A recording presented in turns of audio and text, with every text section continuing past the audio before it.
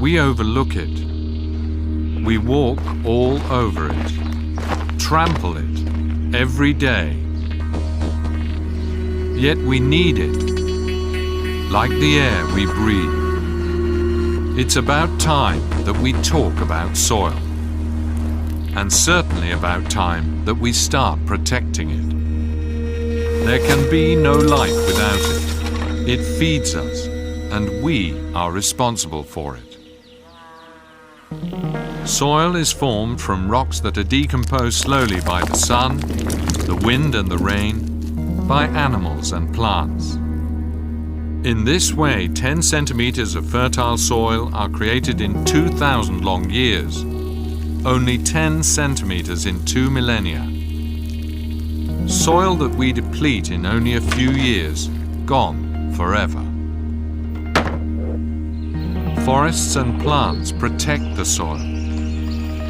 But every year, 13 million hectares of forest are cut down. Fields are cultivated inadequately. Added to that are monocultures and farming on slopes. After the harvest, fields are left naked and unprotected. All this greatly accelerates erosion. And so, gone with the wind, washed away by water.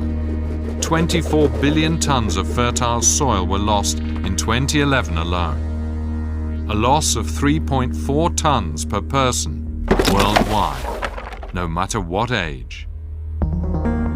Erosion costs each person $70 per year, a worldwide cost that amounts to $490 billion, an astronomical amount.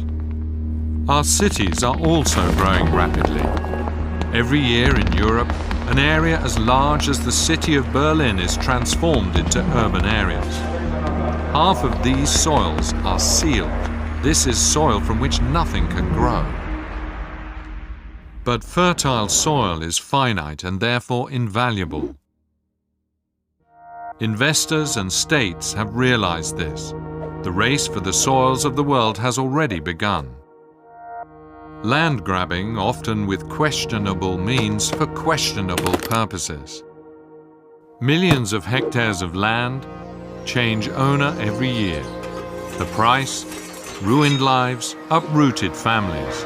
Usually, these are the poorest of the poor. Often they have no choice. They destroy the forest because they need land to survive. We need healthy and fertile soil, now more than ever. Projections say the available arable land per Earth inhabitant will be reduced by half by 2050. But already today, 1 billion people go to bed hungry night after night. That's 1 billion people too many, and this number will increase every day if we do not distribute soil fairly. If we do not increase yields dramatically on every piece of land, or simply discover a second Earth, but we might not want to rely on that option. Soil and land issues rarely get our attention, or that of our policymakers. We see the full supermarket shelves and believe that things will stay like this forever. We live on credit at the expense of soils, but they are not inexhaustible. We take out money from a bank account into which we never make any deposits. One day this account will be empty, our credit overdrawn, and our soils will be gone.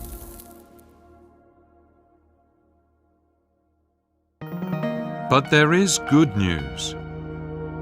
We have long known what we must do in order to preserve soils for our children. Let's remember, soil is a sensitive living being who wants to be taken care of. It is not a factory. Everyone has a right to soil.